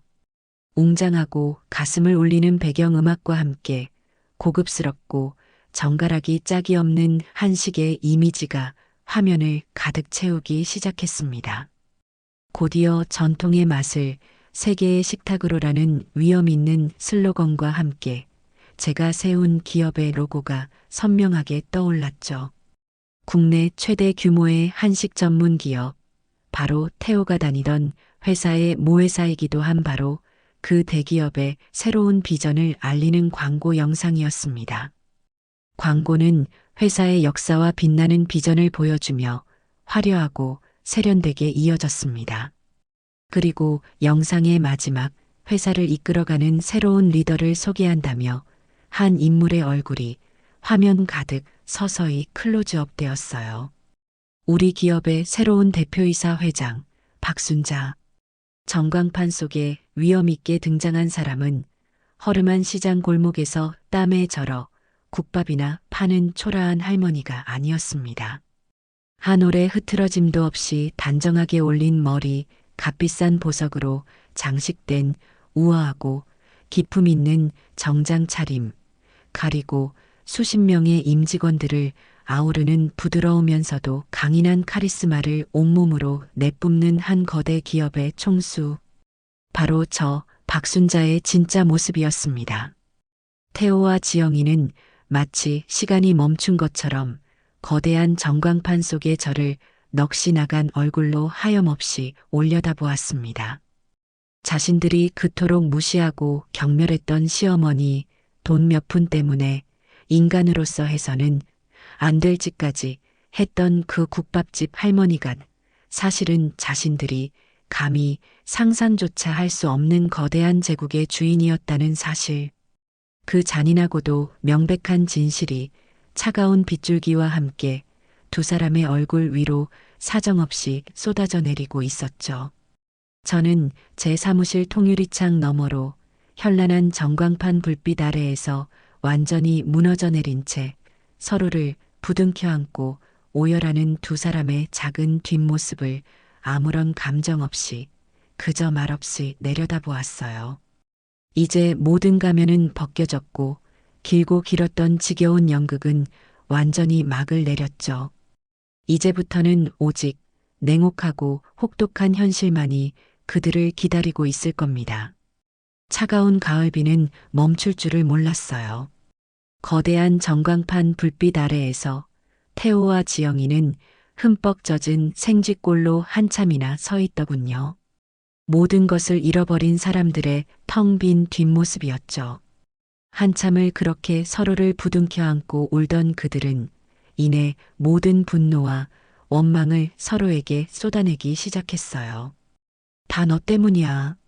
너만 아니었으면, 네가 가게 돈만 훔치지 않았어도 이런 일은 없었어. 태호가 먼저 지영이의 어깨를 거칠게 밀치며 소리쳤어요. 그러자 지영이도 지지 않고 악을 쓰며 대꾸했죠. 뭐, 나 때문이라고? 웃기지 마. 돈 몇 푼 훔친 게 그렇게 큰 죄야?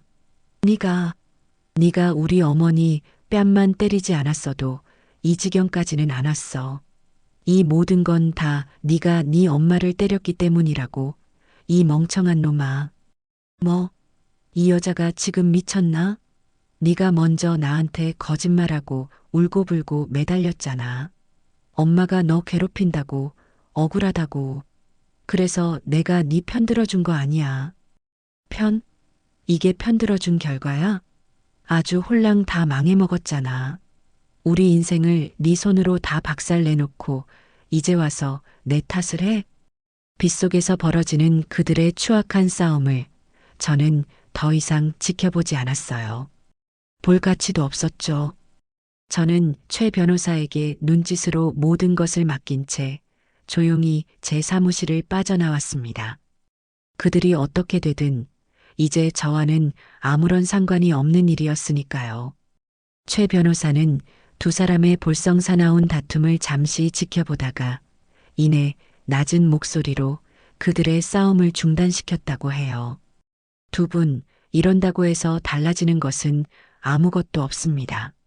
일단 오늘 보내드린 서류 내용부터 꼼꼼히 확인하시고 앞으로 어떻게 하실지 각자 결정하셔야 할 겁니다.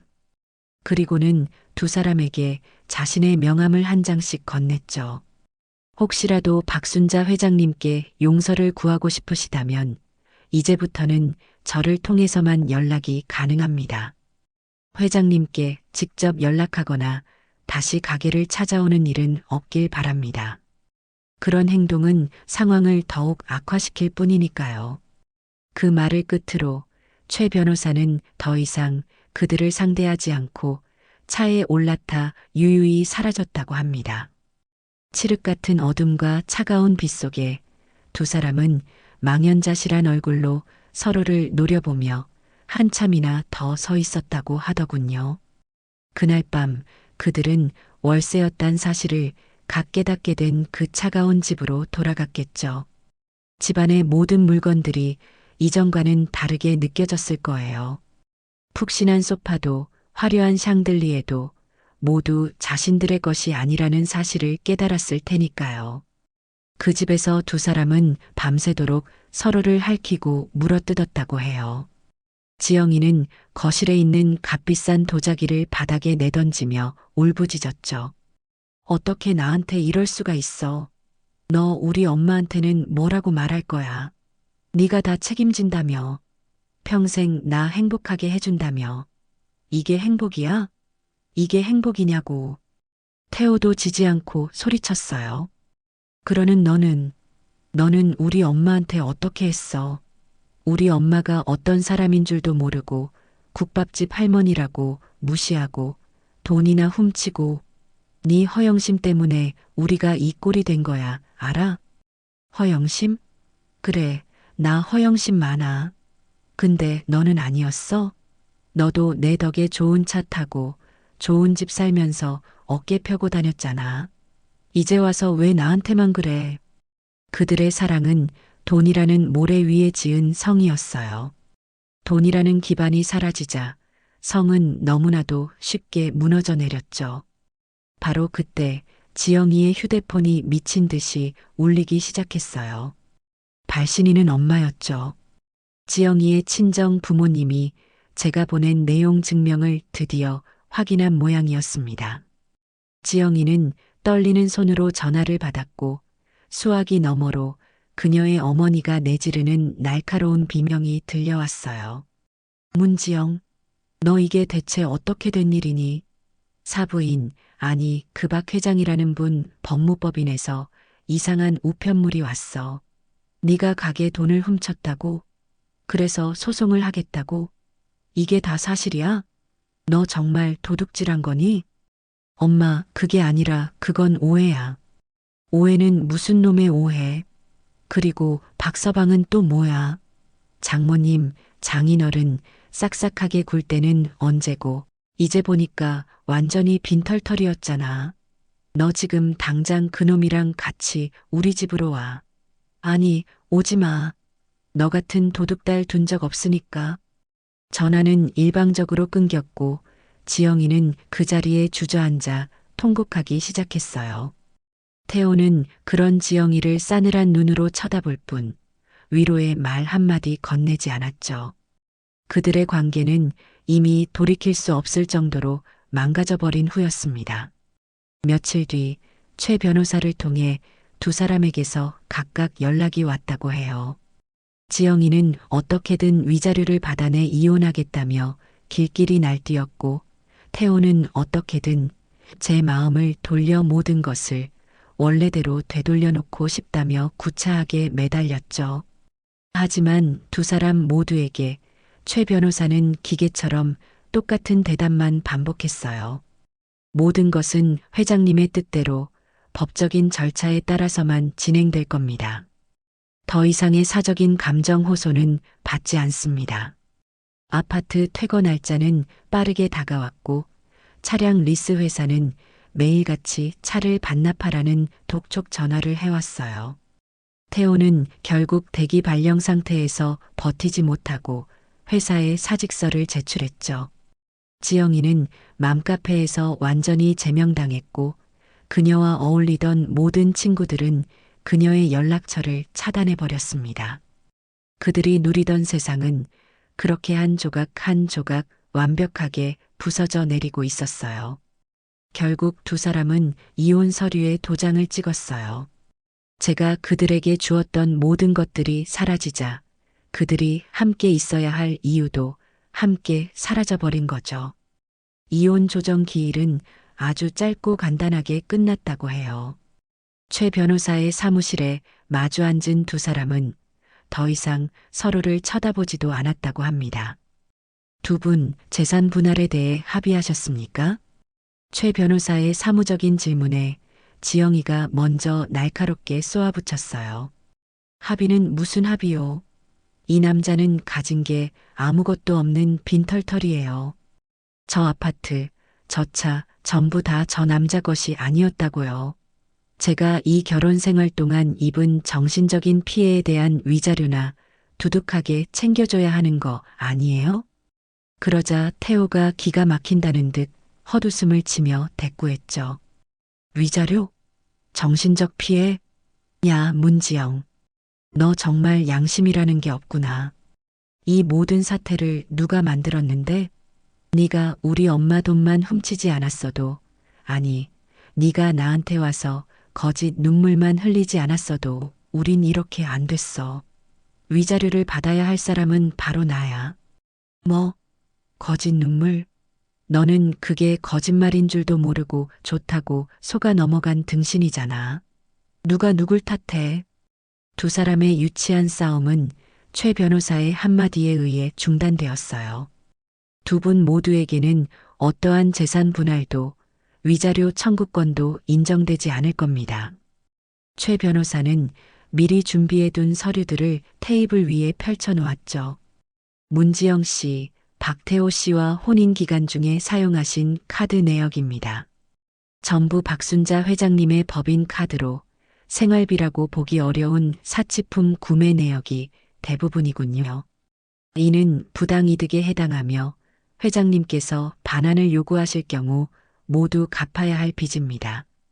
그리고 박태호 씨, 이 아파트와 차량은 회장님께서 호의로 제공하신 것이지 증여하신 것이 아닙니다.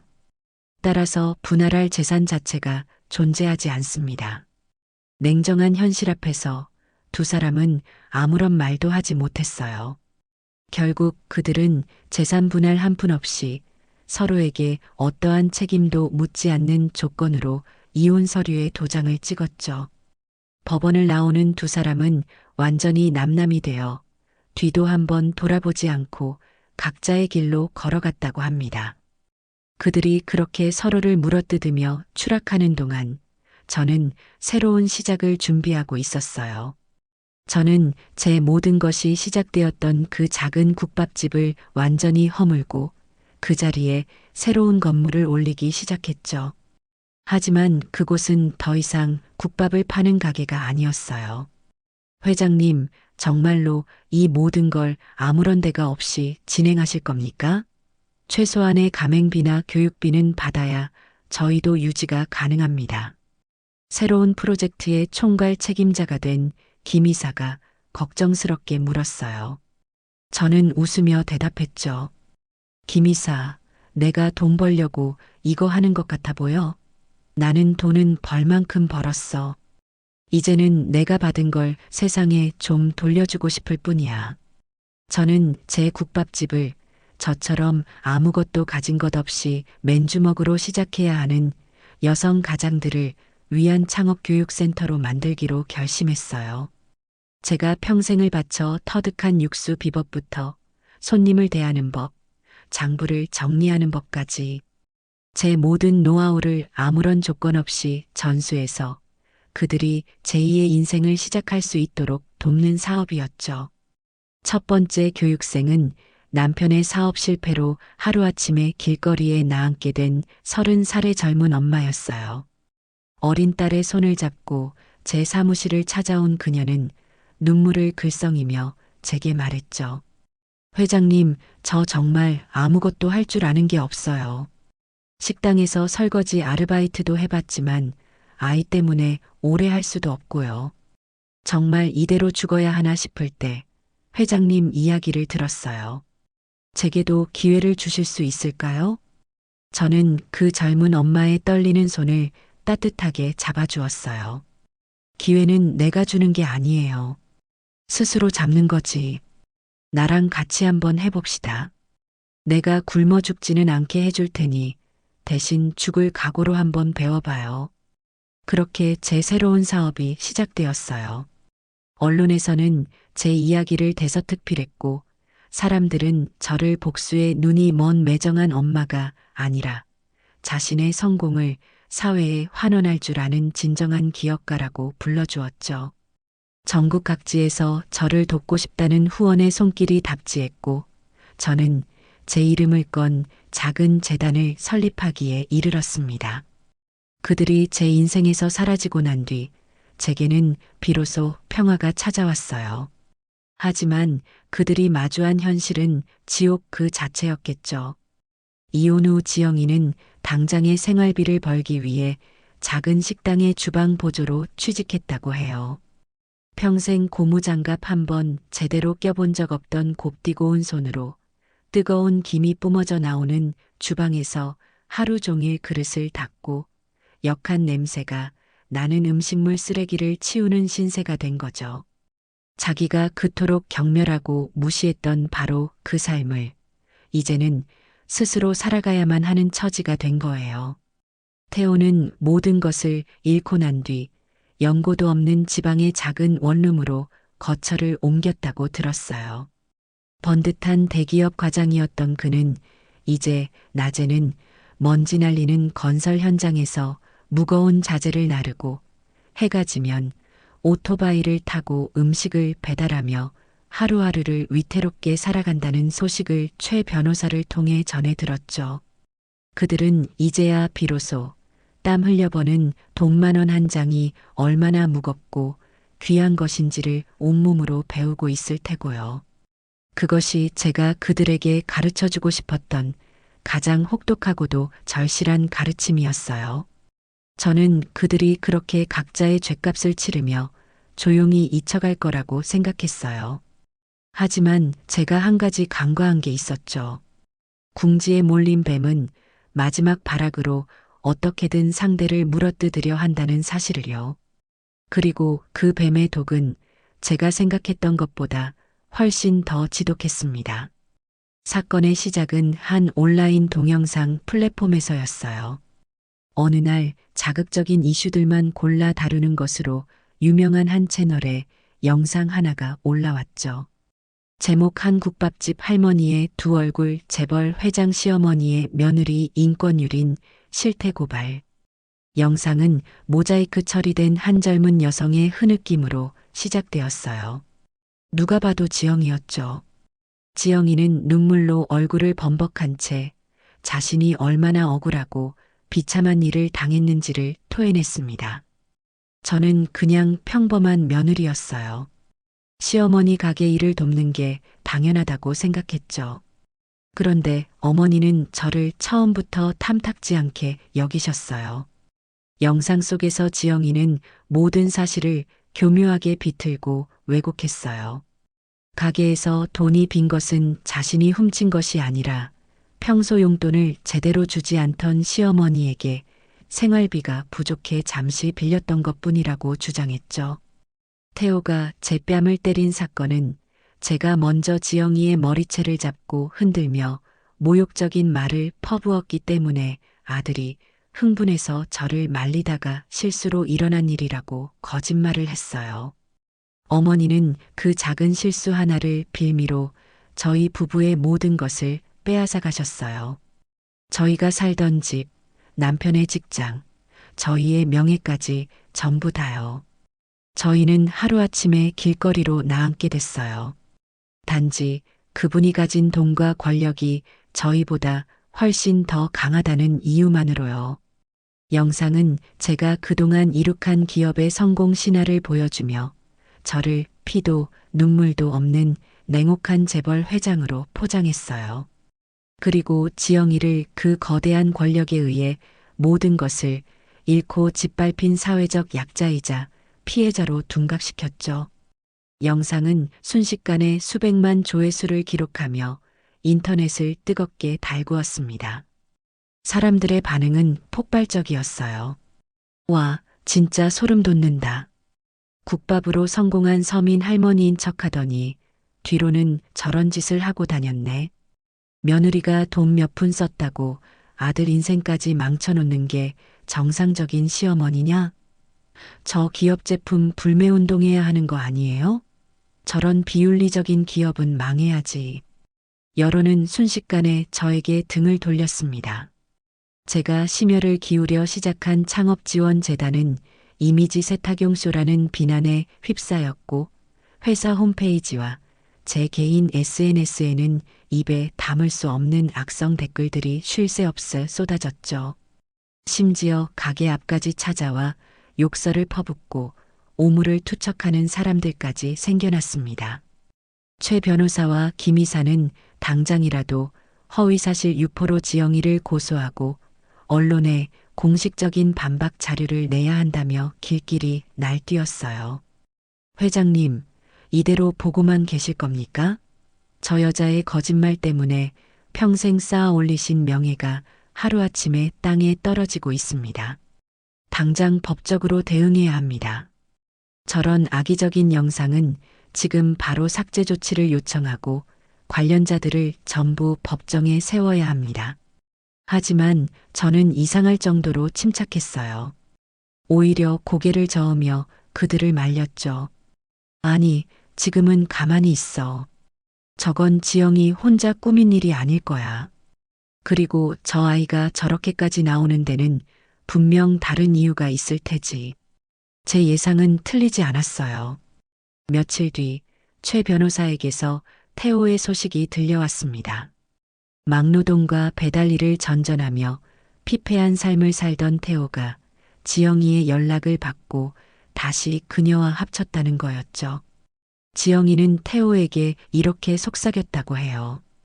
태호 씨, 우리가 이렇게 무너질 수는 없잖아. 지금 여론은 전부 우리 편이야. 사람들은 우리가 약자라고 생각하고 있어. 이 기회를 잘 이용하면 우리는 모든 것을 되찾을 수 있어.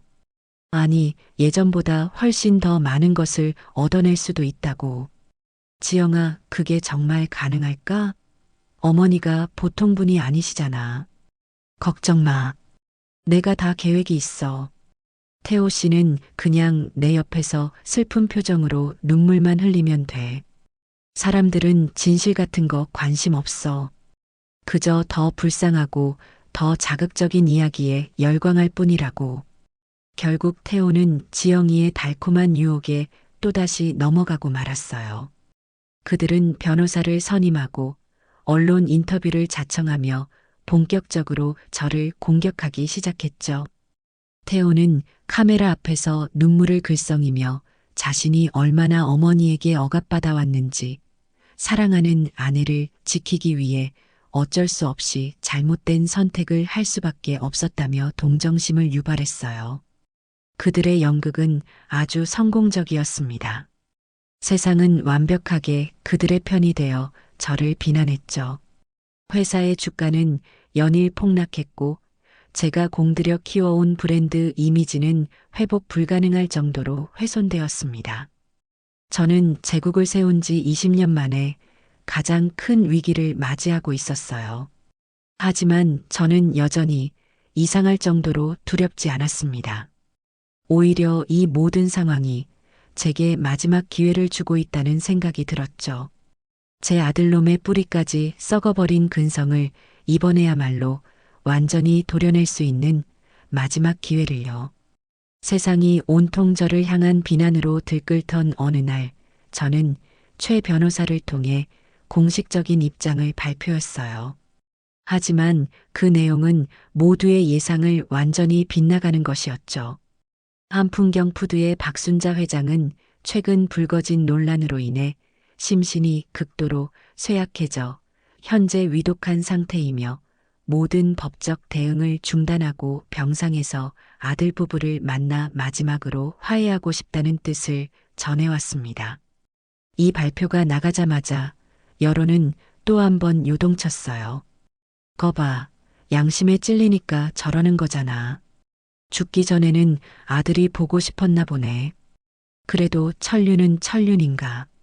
아들 부부가 가서 꼭 사과받고 유산 제대로 받아내야 한다. 지영이와 태호는 이 소식을 듣고 쾌재를 불렀을 겁니다. 자신들의 작전이 완벽하게 성공했다고 믿었겠죠. 늙은 시어머니가 결국 여론의 압박에 무릎을 꿇었다고 생각했을 거예요. 그들은 승리감에 도취되어 최 변호사가 보내온 차를 타고 제가 입원해 있다는 최고급 병원의 VVIP 병실로 한달음에 달려왔습니다. 병실 문을 열고 들어선 두 사람의 눈앞에는 온갖 생명 유지 장치에 둘러싸여 금방이라도 숨이 넘어갈 것처럼 위태롭게 누워있는 제 모습이 보였을 거예요. 창백한 얼굴, 앙상하게 마른 팔목, 희미하게 내쉬는 숨소리까지 누가 봐도 생의 마지막을 준비하는 노인의 모습이었죠. 물론 그 모든 것은 할리우드 영화의 특수분장팀을 섭외해 연출한 완벽한 연극이었습니다. 어머니, 태호가 잠시 머뭇거리며 저를 불렀어요. 지영이는 옆에서 그의 팔을 쿡 찌르며 눈짓을 보냈죠. 어서 슬픈 척 연기하라는 신호였을 겁니다. 태호는 그제야 제 침대 곁으로 다가와 무릎을 꿇고 눈물을 쥐어짰어요. 어머니, 제가 잘못했어요. 제가 죽일 놈이에요. 제발 일어나세요, 네. 저는 힘겹게 눈을 뜨고 가쁜 숨을 몰아쉬며 그들을 바라보았어요. 그리고는 곁에 서 있던 최 변호사에게 손짓했죠. 최 변호사, 내가 전에 말했던 유언장 가져왔나? 네, 회장님. 여기 있습니다. 최 변호사는 미리 준비해둔 서류 봉투를 꺼내 태호에게 건넸습니다. 그걸 열어보거라. 태호와 지영이는 서로의 얼굴을 쳐다보며 마른 침을 삼켰어요. 태호가 떨리는 손으로 봉투를 열자 그 안에서 나온 것은 제 유산 상속에 관한 내용이 담긴 유언장이었죠. 유언장의 내용은 아주 간단했어요. 제 소유의 모든 주식과 부동산, 현금 자산의 90%를 외아들인 박태호에게 상속한다는 내용이었습니다. 나머지 10%만이 재단에 기부된다고 적혀 있었죠. 그 내용을 확인한 두 사람의 눈이 탐욕으로 번쩍이는 것을 저는 희미하게 뜬 눈으로 똑똑히 지켜보았습니다. 어머니, 이게 정말이에요? 그래, 내가 평생 모은 것들이다. 어차피 내가 죽으면 다 네 놈 것이 될 텐데. 이렇게 싸우는 게 무슨 의미가 있겠니? 이제 다 부질없다. 저는 다시 한번 거친 기침을 하며 말을 이었어요. 대신 조건이 하나 있다. 두 사람의 얼굴이 순간 굳어졌어요. 무슨 조건이요? 내가 이 세상을 떠날 때까지만이라도 니들이 내 곁을 좀 지켜다오. 태호, 너는 다른 일 다 그만두고 여기서 24시간 내내 나를 간병해라. 네 손으로 직접 나를 돌봐달란 말이다. 그리고 지영이, 너는 그동안 세상에 떠들었던 모든 거짓말들을 바로잡아야 한다. 네가 찾아갔던 그 방송국에 다시 찾아가서 모든 게 네가 꾸며낸 거짓말이었고 사실은 내가 피해자였다고 눈물로 대국민 사과를 하거라. 그리고 그 증거로 내가 눈 감는 날까지 우리 회사 본사 1층에 있는 구내식당에 내려가서 매일같이 설거지 봉사를 하렴. 네가 진심으로 뉘우치고 있다는 걸 세상 사람들이 다 알 수 있도록 말이다. 제 말이 끝나자마자 두 사람의 표정이 아주 미묘하게 하지만 분명하게 일그러졌어요. 그토록 원하던 막대한 유산을 눈앞에 두었지만 그 조건이 자신들의 생각과는 전혀 달랐기 때문이겠죠. 지영이가 먼저 조심스럽게 입을 열었어요. 어머니, 물론 어머니를 돌봐드리는 건 당연히 저희가 해야 할 일이죠. 그런데 굳이 태호 씨가 직접 할 필요가 있을까요? 상속받을 돈으로 국내 최고의 간병인 팀을 고용해서 밤낮으로 어머님을 돌보게 하는 게 훨씬 더 효율적이지 않을까요? 태호 씨는 어머님이 물려주실 그 큰 회사를 경영할 준비를 해야 하잖아요. 옆에 있던 태호도 거들었어요. 맞아요, 어머니. 지영이 말대로 제가 옆에 있는 것보다 전문가들이 돌봐드리는 게 어머님 건강에도 훨씬 더 좋을 거예요. 그리고 지영이가 방송에 나가서 사과하는 건 좀 그렇지 않아요? 이미 여론이 우리 쪽으로 다 기울었는데 갑자기 말을 바꾸면 사람들이 우리를 아주 우습게 볼 거예요. 저희 명예도 있고요. 지영이는 한술 더 떴죠. 네, 어머니. 그리고 제가 굳이 그 회사 구내식당에서 설거지를 해야 할까요? 차라리 어머님 이름으로 된 재단에 가서 봉사활동을 하는 모습을 보여주는 게 어머님 이미지에도 훨씬 더 도움이 될 텐데요. 설거지 같은 허드렛 일은 다른 사람 시켜도 되잖아요. 그들은 죽어가는 제 앞에서 저를 위한답시고 포장하며 어떻게든 자신들이 해야 할 의무와 책임을 피하고 오직 돈만 편하게 상속받을 궁리만을 하고 있었어요. 그들의 눈에는 저에 대한 아주 작은 연민이나 죄책감도 보이지 않았죠. 오직 식을 줄 모르는 탐욕과 이기심만이 번들거릴 뿐이었습니다. 저는 그들의 추악한 대화를 들으며 조용히 눈을 감았어요. 그리고는 나지막이 말했죠. 그래, 니들 마음은 잘 알겠다. 바로 그 순간이었어요. 제가 누워있던 병실 침대 옆에 커튼이 스르륵 열리고 그 뒤에서 최 변호사와 김 이사 그리고 지영이가 처음 찾아갔던 그 영상 채널에 기자가 굳은 얼굴로 걸어 나왔습니다. 기자의 손에는 이 모든 대화를 처음부터 끝까지 녹화하고 있는 카메라가 들려 있었고요. 이게 다 뭐예요? 상황 파악이 안 된 지영이가 당황해서 소리쳤어요. 저는 천천히 몸을 일으켜 앉았습니다. 제 얼굴에서 병색은 온데간데 없이 사라졌고 목소리에는 다시금 힘이 실렸죠. 뭐긴. 니들의 진짜 속마음을 대한민국 모든 사람들이 볼 수 있도록 생중계하고 있는 거지. 저는 침대 헤드에 편안하게 등을 기댄 채 새하얗게 질려버린 두 사람을 바라보며 싸늘하게 웃어 보였습니다. 내가 마지막 기회를 준다고 했지. 그런데 니들은 그 기회를 아주 보기 좋게 걷어차 버렸구나. 이제 정말 모든 게 끝났다. 카메라의 빨간 녹화 불빛이 절망에 빠진 두 사람의 얼굴을 냉정하게 비추고 있었습니다. 그날 병실에서 벌어진 모든 일은 편집되지 않은 날 것 그대로의 영상으로 인터넷에 공개되었어요. 지영이가 처음 이용했던 바로 그 채널을 통해서였죠.